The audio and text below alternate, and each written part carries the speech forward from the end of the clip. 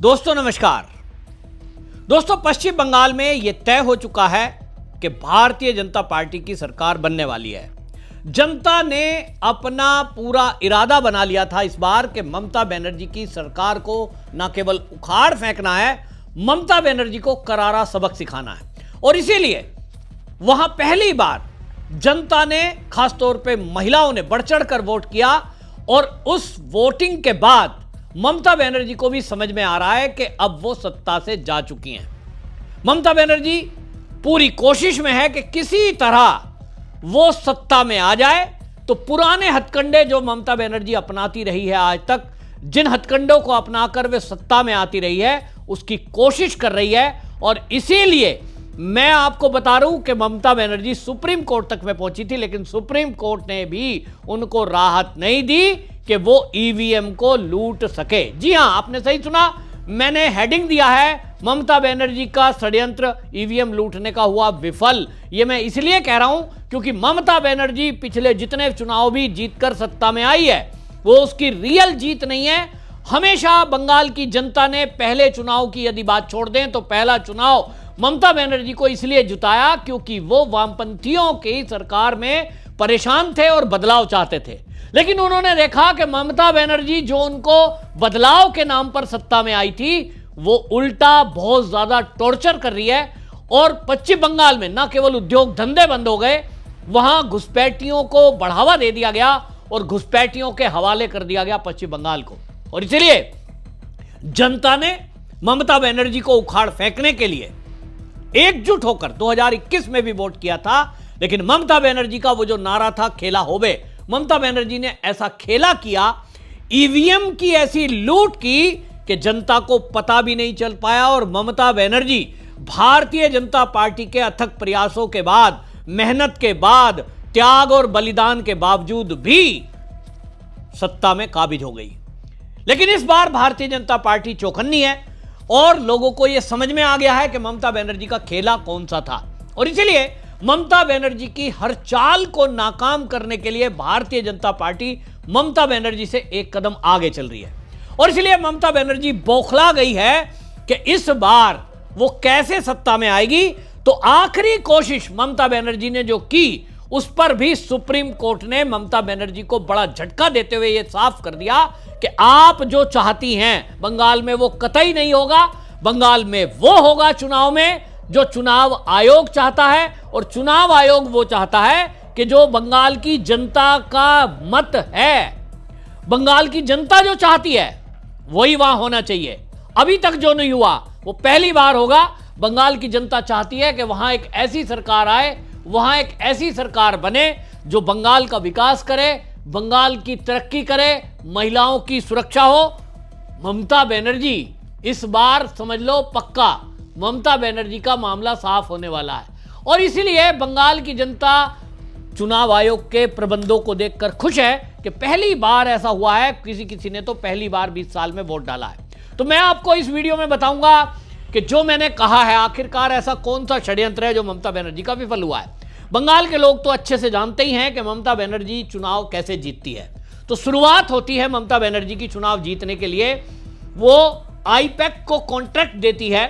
और IUPAC company को जो कॉन्ट्रैक्ट दिया गया, उसने ये जिम्मेदारी उठाई और उसने क्या किया, उसने हर घर का सर्वे किया।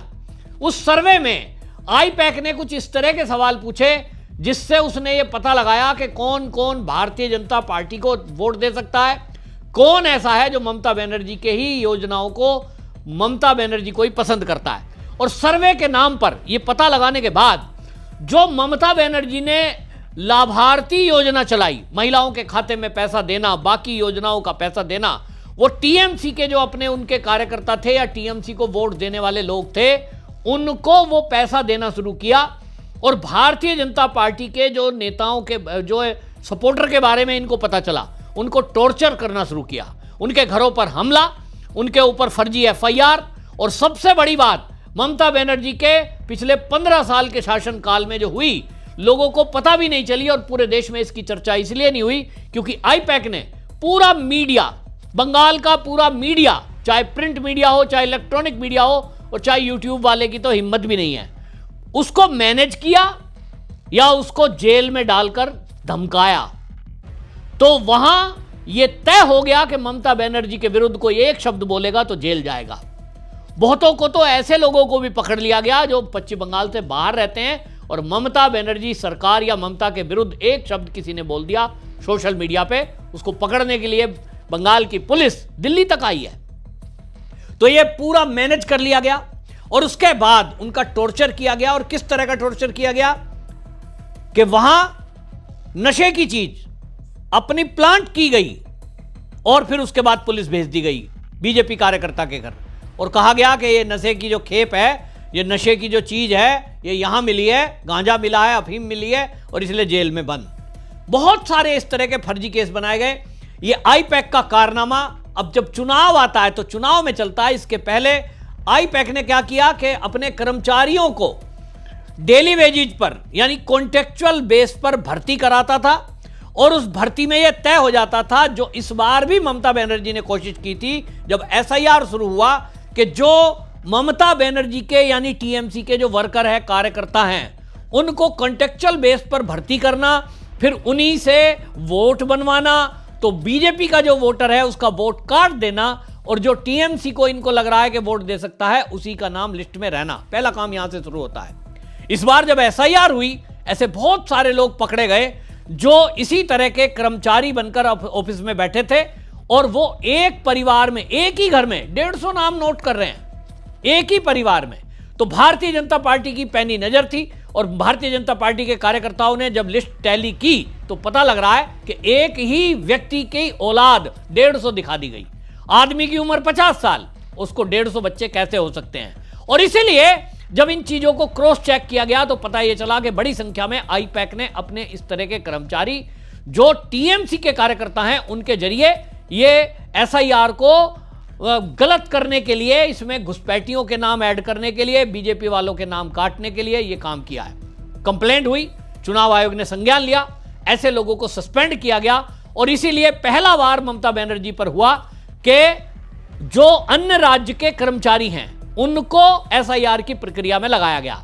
ममता बनर्जी ने ऑब्जेक्शन किया क्योंकि ममता बनर्जी जानती थी कि उसका जो षड्यंत्र है यह विफल हो जाएगा। तो एसआईआर अगर सही में हो गया तो असली नाम कट जाएंगे, जो लोग मर चुके हैं, जो लोग ट्रांसफर हो चुके हैं, और यही उसका फर्जी वोट डालने की ताकत थी। ममता बनर्जी सुप्रीम कोर्ट तक में पहुंची, लेकिन चुनाव आयोग सख्त था, सबूत थे, बीजेपी के कार्यकर्ताओं ने होमवर्क किया था और उसके कारण ममता बनर्जी का पहला षड्यंत्र विफल हुआ जब वो एसआईआर को इंटरप्ट नहीं कर पाई, रोक नहीं पाई। नाम कटे तो 91 लाख नाम कटे। ये वही नाम थे जो ममता बनर्जी के लोग छापा वोट डालकर, फर्जी वोट डालकर जीतते थे। पहला झटका एसआईआर पर लगा। दूसरा झटका ममता बनर्जी को तब लगा जब चुनाव की ड्यूटी में यही एसआईआर की प्रक्रिया जैसे लोग कर रहे थे, आईपैक के ही भर्ती किए गए कर्मचारी टीएमसी के जो कार्यकर्ता हैं उन्हीं की ड्यूटी अंदर लगती थी बूथ के अंदर। वही लोग शाही लगाने वाले हैं, वही लोग ईवीएम को चार्ज करने वाले हैं। और वो करते क्या थे कि कोई टीएमसी का आया है वर्कर, उसकी पहचान होती थी और वो उंगली पर निशान नहीं लगाते थे। कोई लगेगा कि ये बीजेपी का हो सकता है, उसकी उंगली पर शाही लगा दी जाती थी, बाकी पर नहीं।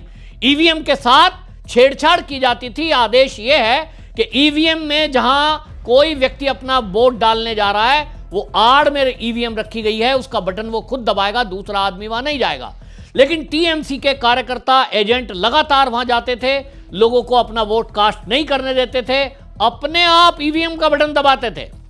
और यह सब खेल चलता था क्योंकि वो कर्मचारी जो थे जिन पर जिम्मेदारी थी कि वो कंप्लेंट करें इस तरह की हरकत की, ईवीएम के साथ छेड़छाड़ की, वो सब टीएमसी के कर्मचारी थे।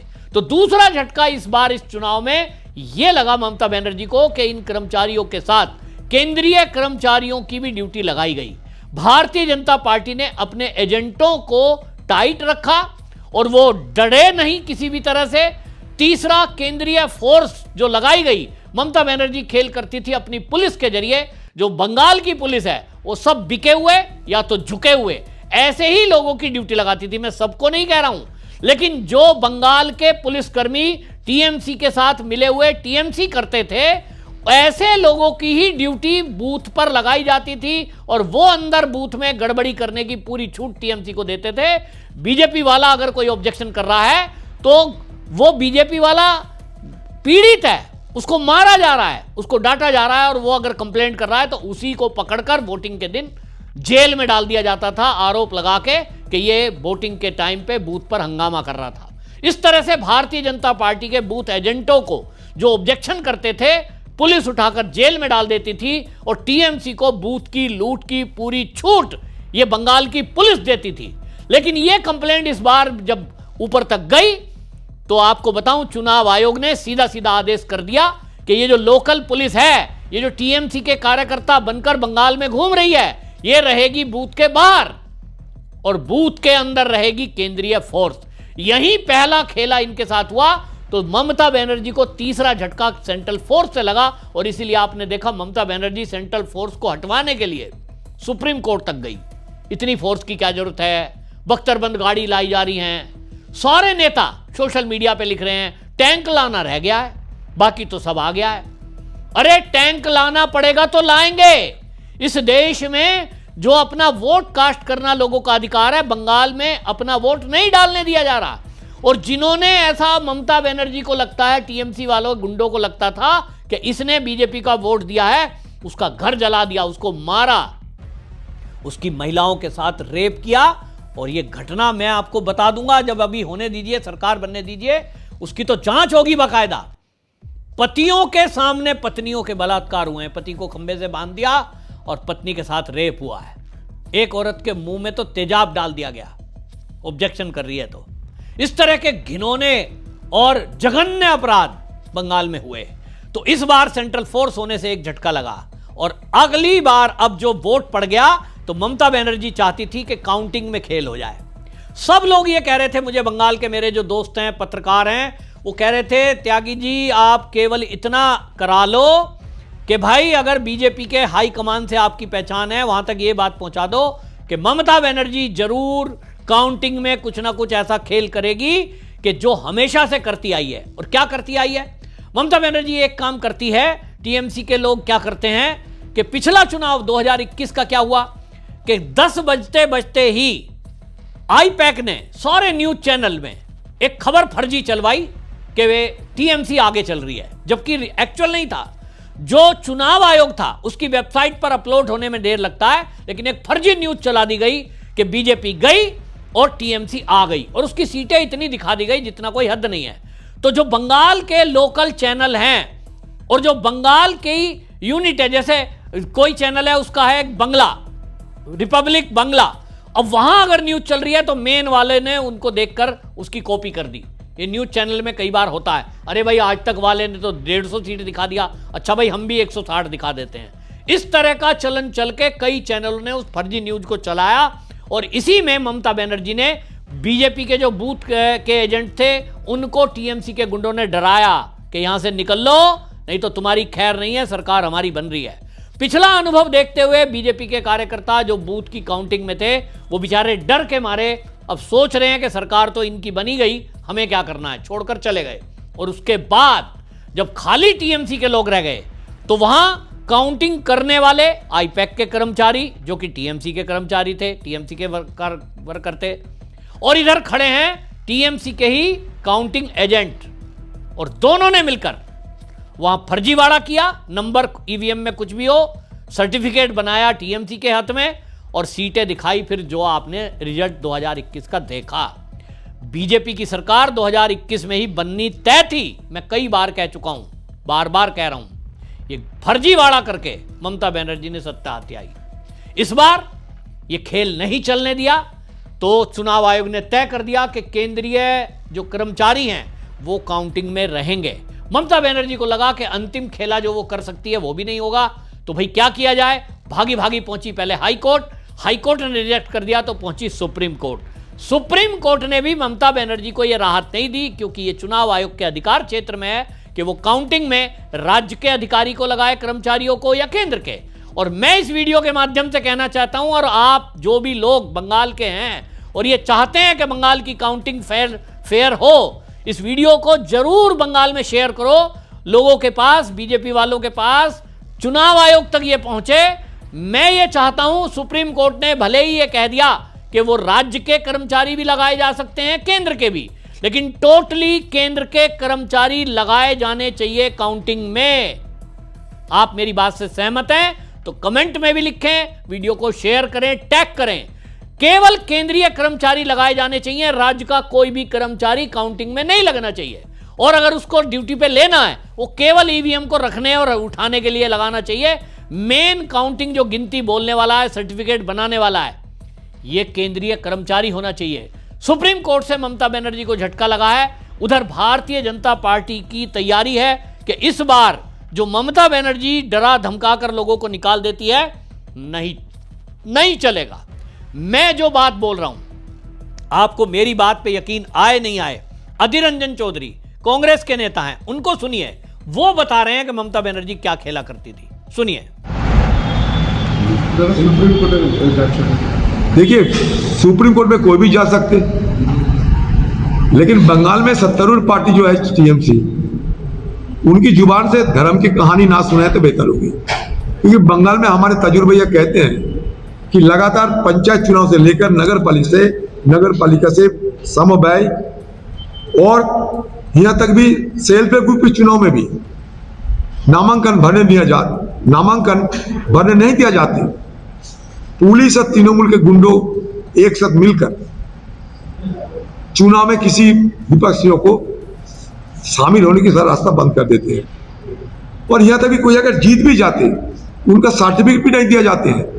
पंचायत चुनाव में मैंने खुद, मेरा जानकारी है कि जब कोई जगह वीडियो ऑफिस, तो उनका बैलेट पेपर सारे वीडियो ऑफिस में रखा जाते हैं। वीडियो ऑफिस भी स्ट्रांग रूम में तब्दील हो जाते हैं और स्ट्रांग रूम के पहरादार वीडियो एसडी होते हैं। और सारे बैलेट पेपर मन मुताबिक सत्तारूढ़ पार्टी के आदेश पे, निर्देश में सरकारी ऑफिसरों ने बदल देते हैं। और इसका जानकारी हम जानते हैं, देखते हैं। तो इस बंगाल में इस बार मैंने ये देखा कि चुनाव के दिन कम से कम केंद्रीय बल की उपस्थिति में तत्परता से आम लोग वोट दान में सक्षम हुई, मतदान में सक्षम हुई और भयभीत ना होते हुए लोग चुनाव में शिरकत किए। बस यही फर्क देखते हैं। इसका मतलब ये नहीं कि भाई बीजेपी पार्टी की सराहना करते हैं, ये चुनाव आयोग को सराहना करते हैं, नहीं, अलग चीज है। एक एसआईआर वो अलग मुद्दा है, उसमें हमारा काफी विरोध है। राहुल गांधी जी के वोट चोर गद्दी चोर की नारा आपने सुने हैं। लेकिन चुनाव के दिन बंगाल में जो देखा मैंने, चुनाव की तारीख में, कि यहाँ लोग मतदान किए हैं और वो भी केंद्रीय बलों की तत्परता से, उनकी उपस्थिति से, ये मैं कहना चाहता हूं। खुद अधीर रंजन चौधरी बता रहे हैं। और इसी सब को देखते हुए आपको बता दूं, काउंटिंग का तगड़ा इंतजाम किया गया है। एक्स्ट्रा ऑब्जर्वर लगाए गए हैं, केंद्रीय फोर्स एक्स्ट्रा लगाई गई है और भारतीय जनता पार्टी ने भी भारी इंतजाम किया है। ममता बनर्जी अभिषेक बनर्जी के मिलकर के प्लानिंग बना रही है कि किस तरह से घपला करना है, लेकिन उनकी एक एक गुंडागर्दी का मुकाबला भारतीय जनता पार्टी का कार्यकर्ता करेगा। ये बीजेपी ने पूरी प्लान बनाई है। एक एक कार्यकर्ता तब तक रुकेगा जब तक अंतिम ईवीएम की काउंटिंग नहीं हो जाएगी। और अब की बार यह भी देखा जाएगा कि जो मीडिया वाले फर्जी न्यूज चला रहे थे, अब की बार आप देखेंगे 12 बजते बजते बीजेपी का ही सरकार बनता हुआ आपको दिखाई देगा। यह अंतर आज आप नोट कर लीजिए, 4 तारीख में मेरी बात आप याद करेंगे। तो ममता बनर्जी की एक भी चाल नहीं चली है, हर चाल को नाकाम कर दिया गया है, हर षड्यंत्र को नाकाम कर दिया गया है। और इसीलिए ममता बनर्जी अब आखिरी हथियार लेकर चल रही है। और वो अंत में क्या करा सकती है यह भी मैं बता देता हूं, बंगाल वालों को पता है। हारने के बाद रिजल्ट आएगा, बीजेपी की सरकार बनने की घोषणा हो जाएगी, तो ममता बनर्जी के पास एक आखिरी हथियार है और वो है मुस्लिम बहुल एरिया में दंगा। जी हां, और इसीलिए मैं कहना चाहता हूं केंद्रीय फोर्स, केंद्र सरकार को, कि बीजेपी के कार्यकर्ताओं की सुरक्षा के साथ साथ आम नागरिकों की सुरक्षा के लिए भी वहां केंद्रीय फोर्स बड़ी संख्या में लगाई जाए। जरूरत पड़े तो भाई यूपी से आप ले जाओ, जरूरत पड़े तो सेना लगाओ। वहां हिंदुओं की रक्षा के लिए बहुत ज्यादा जरूरत है, क्योंकि ये बौखलाई हुई ममता बनर्जी, वो आखिरी हथियार चलेगी कि वहां हिंदुओं का नरसंहार करा सकती है। मुझे इसकी आशंका है। आप यदि बंगाल में रहते हैं, मेरी आशंका सही है कि नहीं, जरूर बताएं और वीडियो शेयर जरूर करें। वंदे मातरम।